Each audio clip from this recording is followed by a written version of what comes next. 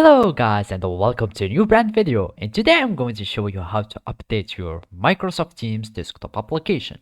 So now I will need you to connect to your Microsoft Teams account and open your Microsoft Teams desktop client. And after that you will need just to follow these simple steps so you can update your desktop application.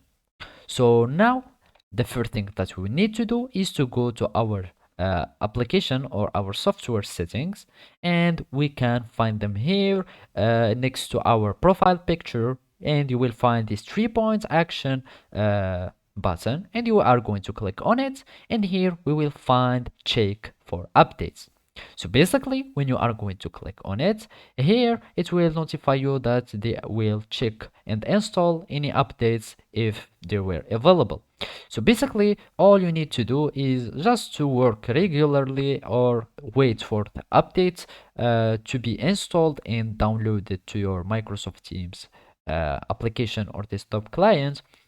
And when it will finishes, they will notify you, as you have just seen. They will tell you that your application has been updated, and now you can refresh now.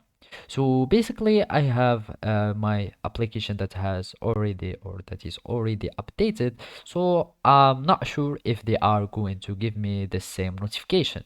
So basically all you need to do is to wait until the update is done, and they will notify you, and you will need just to restart your desktop application or just restart Microsoft Teams, and you will have your Microsoft Teams that has been updated. So as you can see, they are notifying me that I've got the latest updates because I have already updated my Microsoft Teams. You will have that your in case that you don't have the last update, you will be notified that your update has been installed successfully, and they will give you a button to restart your Microsoft Teams, and you will have your Microsoft Teams updated. So basically that's it. Thank you for watching, and see you next time.